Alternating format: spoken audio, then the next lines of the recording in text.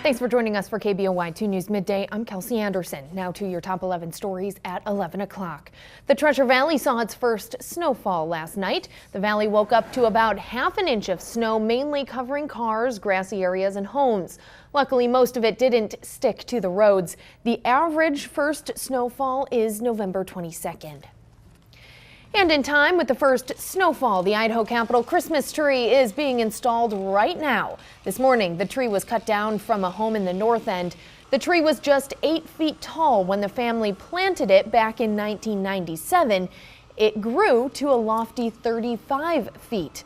The family says the roots made their way into their basement, so it was best it came down. The tree had a police escort to the Capitol, where it's now going up.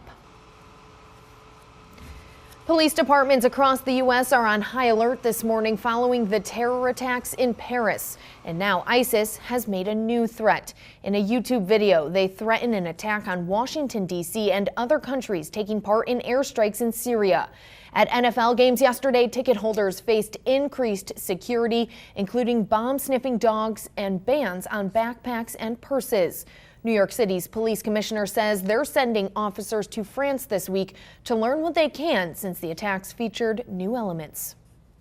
The idea that all of them were equipped with these suicide vests, which are a great concern if you're asking your officers to rush in, which is the tactic here in America now, that responding to the active shooter scenario. The Department of Homeland Security says it has detected no direct threats against the U.S. Coming up in just minutes, we'll have the latest from France on the search for an 8th suspect in the Paris attacks. A spur-of-the-moment tribute unfolded near our state capitol for those killed in the Paris attacks. Consul General Gabriel Appelquist said a group of Treasure Valley residents honored those in Paris. They set up a modest memorial in the park across from the Capitol. It included mementos such as candles and flags. Appelquist said the group also observed a moment of silence. A memorial was held in Council, Idaho for Jack Yantis. He's the local rancher who died in an altercation with Adams County deputies 2 weeks ago. The line was out the door at the Council High School with people paying their respects. The rancher who was killed by Adams County deputies, Yantis, was born and died in Council, where he lived for 62 years. Always had a smile on his face. I never saw him in anything that wasn't a good mood. I'd like to see the people that live here and have to deal with this day in and day out pull together, find the good that can come out of something like this, and pursue that. There was also a march over the weekend. It was to demonstrate solidarity in the community. Nampa Police is asking for the public's help in finding a missing man. This is 34-year-old Sundiata Rivera. He's described as 5'9" and 210 pounds. He was last seen on October 29th. If you have seen him, call Nampa Police.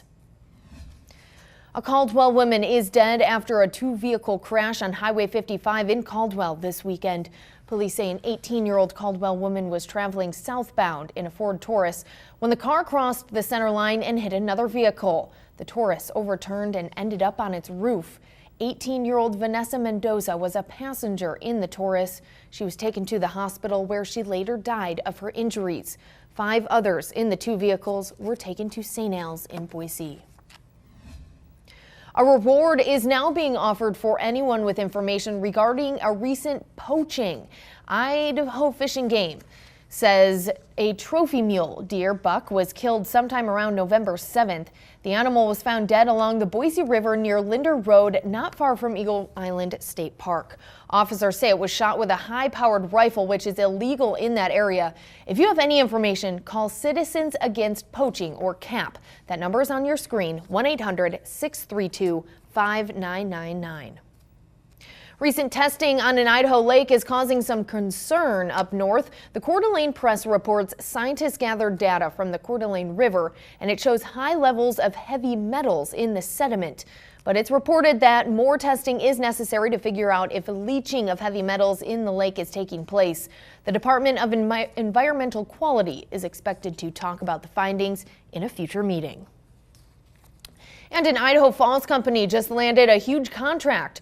Portage Inc. will provide support services to the U.S. Department of Energy's New Mexico office. The company was awarded a $42 million contract for the job. Portage will provide technical services, auditing, and safety and environmental oversight. A homeless family day shelter is open today, 2 weeks earlier than past years. The Pioneer Neighborhood Community Center on South Ash Street opened today because bad weather in mid-November caught organizers off guard the past few years. In an interview with the shelter coordinator last week, we were told homeless families must be referred by partner agencies like the Interfaith Sanctuary. Basically, it's intended to be parents with their children. So children can't come without a parent, adults can't come without their kids. It's really intended to be a facility for families. The supervised day shelter offers educational and recreational opportunities and computers and books. Luncheons and hot meals are also provided through Life's Kitchen and the Idaho Food Bank.